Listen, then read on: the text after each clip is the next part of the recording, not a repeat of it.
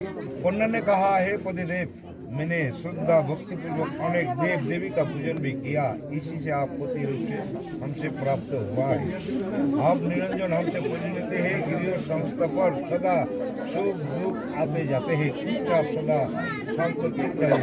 कन्या ने आपसे वो पहले मांग कहते हैं, बोलते थे যে তোমাকে পাওয়ার জন্য অনেক পূজা বাড়ি করেছে, অনেক দেবীর কাছে গেছে, অনেক দেবতার কাছে আরাধনা করেছে, উপাসনা করেছে, এই জন্য আজকে তোমাকে প্রতিরূপে প্রাপ্ত হতে চলবে। সংসার জীবনে সুখ আসবে,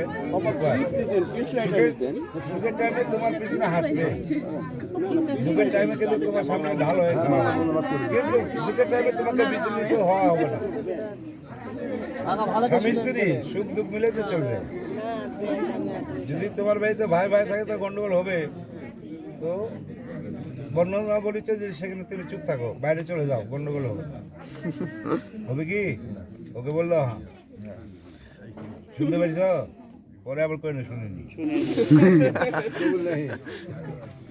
हे पतिदेव, अब से आप बाबली, कूप, तालाब आदि का निर्माण, यज्ञ, यात्रा, उपस्थवादी समस्त कार्य मेरे अनुमति के बिना न करें। कन्या ने आपसे दूसरे मांग है, বলেছে এখন থেকে ও তোমার সহধর্মিণী হতে চলেছে। এখন যদি তুমি কোনো জায়গায় যদি নতুন জায়গা কিনো, বন্ধনাকে সাথে করে নিয়ে যেত, এই জায়গাটা আমি কিনবো, সেই জায়গাতে তুমি যদি একটা বাড়ি নির্মাণ করো, তাহলে বন্ধনাকে সাথে করে নিয়ে ডানে বসায় ভূমি পূজা করবা। কোনোদিন তীর্থ যদি যাও, তাহলে ভূমিকে সাথে করে নিয়ে যাও বন্ধনাকে। কোনো যজ্ঞ যদি বসো, তাহলে ভূমিকে হাতে ডানে নিয়ে বসে থাকে, যজ্ঞতে করবা। কোনো যদি দান করার ইচ্ছা থাকে একসাথে করবা, কারণ এককভাবে যে পূজা বাড়ি করেছো কিঞ্চিত পরিমাণ পুণ্য পাইছো। স্বামী স্ত্রী দুইজন মিলে যে পূজা পাঠি করবা, দান করবা, কীর্তন যাবো না, 4 গুণা বেশি বলে দাও কে? শোনা যায়নি, ওরা দুইজনাই তো শুনতেছে, আমরা বাকি সবাই শোনাই পাইনি তো। হ্যাঁ, এক বাদ বলে তাই তোর কোন মন্ত্র অবিদেখ শুনি না কা কালে যদি পুছি দিও কাজ হলে মানে ও না বলে বলবে যে 7 दिन के भीतर घरे যাবি, जाके दीदी हाँ बोल द्वार में बुझे रे। अब जगह যদি তুই উঠ के मुस्लिम मास खिला दे तो गुरु मंत्र तो कोई मायना बा কি করলে বুঝলো? হেতে हे पतिदेव, व्रत, उद्यापन, दान आदि करना स्त्री को स्वाभाविक धर्म है। इस कार्य में आप कभी बाधा न डालें, उस पे हम तीसरी मांग कहते हैं। ये বলেছে যে স্বামী সংসার পরিবার সুখের জন্যে, স্বামীর দীর্ঘায়ু কামনার জন্যে, সন্তানের দীর্ঘায়ু কামনার জন্যে, পরিবারের সুখশান্তির জন্যে বিবাহিত স্ত্রীরা পূজাবালি করে থাকে। পূজাবালি মানে তোমার বাড়িতে যতগুলো পূজা আছে, যেসব পূজাগুলো সব পূজাতে সে অংশগ্রহণ করবে, উপায় থাকবে। কখনো শরীর ক্লান্ত হয়ে যেতে পারে, হতে পারে কি না, তুমি তাকে বকাঝকা করতে পারো, সাহস যোগাবো যে আমি তোমার পাশে আছি। তাহলে তোমার যদি সাহস যোগাও, তাহলে ও আরেকটু চাঙ্গা হয়ে যাবে। তাহলে ব্রত উদযাপন যেটাই করো সেটা তো ঠিক মতো পাবে। হ্যাঁ, বলে দাও কা? আমি গলা ফাটে করছি কিন্তু ওই শোনা যাচ্ছে না, শোনা যাচ্ছে না। हे पतिदेव, आप अपने पुरुषार्थ जरा जो भी धन काम पर लावे तथा बिल, गाय आदि पशु सभी मुझसे समृद्ध करे। कन्या ने आपसे वो सत्य मांग कहते বলেছে যে তুমি বাইরে থেকে আসবা, দুইটা একটা মিষ্টি নিয়ে আসলে আমাকে দিও না, নিয়ে আসলে 1 কেজি নিয়ে আসবা, ফল নিয়ে আসলে আমাকে 2 কেজি নিয়ে আসবা। কি কারণ? যে আমি খাবো, তার আগে আমার শ্বশুর শাশুড়ি ননদকে আমি যেন দিতে পারি। পরে কবে যে তোমার স্বামী নিয়ে আসলে তুমি চুপ চুপ করে খাই নিলা, আমাকে দিলা না, কবে কি না? যত বাজার হাট করে নিয়ে আসবা ওর স্ত্রীর হাতে দিবা, যে ভালো করে রান্না বান্না করে আমার বাবা মা খেলাও, নাকি? বলে দাও কাহা? हाँ एक टू हे पतिदेव, आज से आप हाथी घोड़ा आदि पशु को खरीदना व बेचना बिना हमसे पूछे ना करे। कन्या ने वो 5 मांग कहते हैं। বলেছে তোমার টাকা পয়সা বেশি হয়েছে, একটা বাছি কিনে আনে যেটা পালো, বুঝতে পারছো? তাহলে তুমি কেনার আগে হলো যে বন্ধনাকে জিজ্ঞাসা করতে হবে পালার মতন ক্ষমতা আছে কিনা, তাহলেই ও কিনে দেবে। যদি পালার মতন ক্ষমতা না থাকে তাহলে কিনে দেবে, কিনে বিরক্ত করবে। আর যদি বন্ধনাক না কয় যদি কিনে নিয়ে আসো, তাহলে ওকে না কয় তুমি বিক্রি করতে পারবে। টাকার দরকার আছে, মাঠে গরু বাঁধে আইছো, পরে কয়েছে টাকা দরকার, কেউ জানবে না, কষাই টাকা নিয়ে যাও, টাকা দাও, এটা করা যাবে না। বলে দাও কা? হ্যাঁ, ব্যাপার সত্যি হয়েছে। हे पतिदेव समय समय पर जो आप हमको रत्ने सोने चांदी धातु से अनेक प्रकार आभूषण चित्र विचित्र वस्त्र को दे पुण्य आप उस पे लेने का लोभ न करें। আজকে যে গয়নাগাটিগুলো ওর মা বাবার বাড়ি থেকে পড়ে আসে আর তুমি যে গয়নাগাটিগুলো দিছো কখনো যদি তুমি একে বলো যে এই গয়নাগাটিগুলো আমাকে দাও আমি বিক্রি করব, বিক্রি করা যাবে না, বরঞ্চ তাকে আরো বানাই দিবা। কখনো টাকা পয়সা হলে কানের বানাই দেবা, গলার বানাই দেবা, এটা একসময় কাজে দিবে। আর যখন বিক্রি করবা তোমার দেওয়া জিনিস তোমার পরিবারের সবার মর্জি অনুযায়ী বিক্রি করবে। এইভাবে যদি বিক্রি করো তো স্ত্রীর গয়না বিক্রি করে খাওয়ার জন্য 7 জনম দরিদ্র থাকা লাগে। কয় জনম? আর যদি বিশেষ প্রয়োজন হয় যে একটা জায়গাতে একটা জিনিস ক্ষয়ে গেছে, এই জিনিসটা আমি নষ্ট করে এক জায়গাতে আমি ভালো একটা সম্পদ করবো, আবার আস্তে আস্তে বানাই দেবো, সেরকম জবাব দিতে হবে। তাহলে বলে দাও কা আমার জল কমে গেল।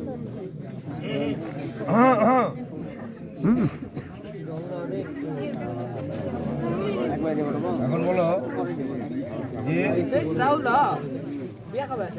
हे पतिदेव अपने भाई बंधु के घर में हो, जब भी मामूली कार्य होगा और गाना बजना होगा उस समय मैं बिना बुलाने चली जाऊंगी, उस पर आप कभी बाधा ना डालें, अर्थात उस पर आप कभी अपमान ना कीजिए। उन्होंने आपसे সাথে মাং খাইতে সাতটা প্রশ্ন বলেছে যে বাবার বাড়িতে কোনো অনুষ্ঠান হচ্ছে, পূজাপালি হচ্ছে, যজ্ঞযাত্রা হচ্ছে, গানা বাজনা হচ্ছে, তোমাদেরকে নিমন্ত্রণ দেয়নি, ও আসতে যাবে, আসতে দিবা তো?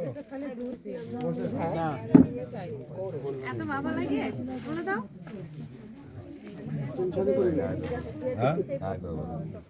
মনে করো যে ইনার বাবার বাড়িতে কোনো অনুষ্ঠান হচ্ছে, পূজাপালি হচ্ছে, যজ্ঞযাত্রা হচ্ছে, গানা বাজনা হচ্ছে, নাচ গান হচ্ছে, ও আসতে চাবে, তোমাদেরকে নিমন্ত্রণ দেয়নি, আসতে দিবা তো?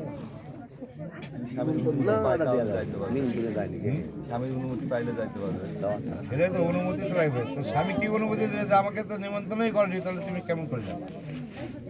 তাহলে আসতে দিতে হয়, কারণ সতীর সাথে যখন মহাদেবের বিয়ে হয়, মহাদেব তো পাগল জাগলের মতন বেশ ছিল না, তো ব্রহ্মপুত্র মহারাজা দক্ষ ওটা মানে লাইনি, তার পরিবার মানে লাইনি। তো মহাদেবের বিয়েতে কে কে গাইছিল জানো? পৃথিবীর যত সৃষ্টি আছে সব সৃষ্টি আইছে। এর মধ্যে হাতি, ঘোড়া, বাঘ, ভাল্লুক থেকে শিয়াল, কুত্তা, ভূত, প্রেত থেকে শুরু করে দেবতাকুল সবাই। হ্যাঁ, আরো মাথা খারাপ হয়ে গেছে যে কঙ্কাল টঙ্কাল নিয়ে আমার মানে লাইনি। কিন্তু সতী কিন্তু তপস্যা করেছে মহাদেবের কাছে। সতী এক কথা জানছে মহাদেব কি, দেবের দেব মহাদেব, এই জন্যে তারা বিয়ে বলে। তো বিয়ে তো হয়ে গেছে। সতীর বাবার বাড়িতে যজ্ঞ হচ্ছিল, বড় বড় ঋষিমুনি, বড় বড় বিদ্যমান পণ্ডিত, দেবতা নিয়ে এরকম বড় কুণ্ডলী করে চারদিক দিয়ে বুঝেছে। অন্তর্যামী তো তারা নাকি সবই তো জানে, এটা তো অন্তর্যামী, অন্তর থেকে খবর পেয়ে গেছে হচ্ছে। মহাদেব কিন্তু জানে আগে, কিন্তু ওই রাস্তাতে এক জায়গাতে বসে আসবে, সত্যি আসতে পারে, ওদিকে ছুটে চলে আসছে। কী কারণে ছুটে চলে আসছে? যে বাবার বাড়ি যাবে। মহাদেব কোথায় এসছে? বাবার বাড়ি। কেন? বাবার বাড়িতে আমাকে যেতেই হবে। বাবার বাড়িতে যে অনুষ্ঠান হচ্ছে তারা আমাকে নিমন্ত্রণ করেনি, বলেনি, তাহলে তোমার তো যাওয়া হবে না, গেলে অপমান হবে। এই জন্য আমি যাবো, হ্যাঁ, আমার তো বাধা দিই। তোমাকে যে অপমান করেছে এই জন্য আমি যাবো। বাবার ওখানে চলে গেছে, হাজির হয়েছে, যজ্ঞ কেবল হলো, কুণ্ডলি ঝুলিয়েছে, দাদা করে ঝুলিয়েছে। বাবা দেখে দগের দিকে করছে, কি বলেছে যে তোমাকে তো নিমন্ত্রণ দিলে তুমি কেন আইছো? আমাকে নিমন্ত্রণ দেননি, এই জন্য আসলাম যে আমার স্বামীকে অপমান করার ক্ষমতা আপনি কীভাবে, এই যোগ্যতা আমি হতে দেবো। আর আমি এই মুক্ত আর দেখাতে পাবো না আমার স্বামীকে, যে বড় অপমান, তাই না? তো যখন স্বামীর ওখানে আসন নাই, স্বামীকে নিমন্ত্রণ দেয়নি, সত্যি অপমানিত, এই জন্য যজ্ঞ কুণ্ডলী দিয়ে ভস্ম করেছে। তখন মহাদেবের একটা চুল থেকে জেঠাও তুল করে বুঝছো পাড়ে যেতে বিনাশ করে দাও, এক কবে গলা উড়াই দিচ্ছে।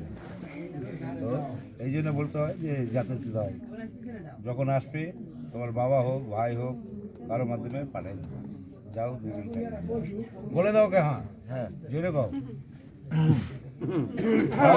মানে নিল এখন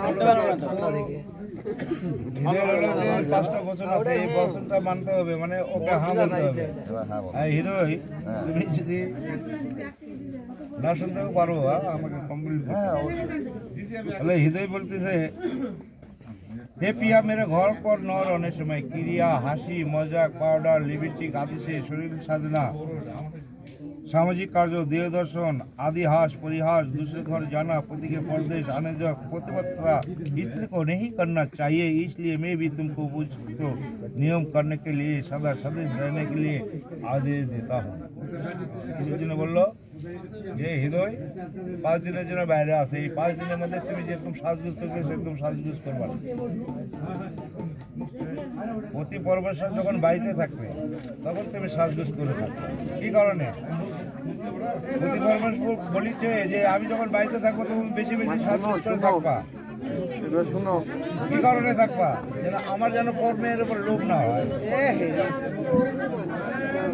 আর স্বামী যদি হলো 5 দিনের জন্য বাইরে থাকে এই সাজগুজ করে তুমি হলো দেহ দর্শন সাজগুজ করা হলো দেহ দর্শন ওর বন্ধু বান্ধবের সাথে কথা বলতে পারবো না এই বাড়ি ওই বাড়ি যেতে পারবো না। হৃদয় বলতে চাই যখন হৃদয় বাড়িতে থাকবে তোমাকে নিয়ে মনে করো যে সব জায়গায় ঘুরে বেড়াবে ওর বন্ধু বান্ধব যাবে কোনো পার্টিতে যাবে বড় বড় রেস্টুরেন্টে নিয়ে যাবে ভালো ভালো খেলাবে এককভাবে কোনো জায়গায় যাওয়ার চেষ্টা করবে না বুঝতে পারছো ওকে বলে দাও হ্যাঁ। দ্বিতীয়ত বলেছে हे देवी तुम्हारे साथ इस विवाह में भगवान विष्णु अग्नि ब्रह्म पात्रदेव नक्षत्र के साक्षी के रूप से है ये साक्षी आज से तुम मेरी पत्नी हुई हो। আজকে যেটা বিয়ে সম্পন্ন হতে যাচ্ছে এই বিয়েটা কি তুমি মানে নিলে ওকে বলো পরে আবার কেউ না যে কিসের বিয়া লাগেজ গোছাবা যাবে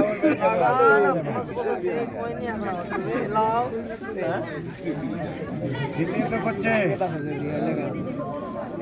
इस समय से अपना चित्र मेरे चित्र के अनुसारी रखना और हमारी उचित अंक का अवलोकन नहीं करना तथा जो कुछ मैं तुमसे कहूँ अपने हृदय में रखना। বলেছে পতি স্বামী স্ত্রী এখন থেকে হৃদয়ের অর্ধেক শরীর তোমার অর্ধেক শরীর মিলে একটা স্বামী বুঝতে পারছো দুইজনের মধ্যে কথা আদান প্রদান হবে গোপন কথা বলতে পারে যেটা হলো তোমার হৃদয়ে রাখতে হবে কারণ যে স্বামী বিশ্বাসপাত্র সহধর্মী হিসাবে না বলবে তাহলে হৃদয়ে রাখার কারণ কি যে কাউকে বলা যাবে না তাহলে স্বামী অপমান হবে কি না ওকে বলে দাও হ্যাঁ কোন দিকে তাকায় বলতেছে হ্যাঁ বলতেই হবে কোন দিকে আইলবা না গা গলা ক্লিয়ার বা হ্যাঁ অবশ্যই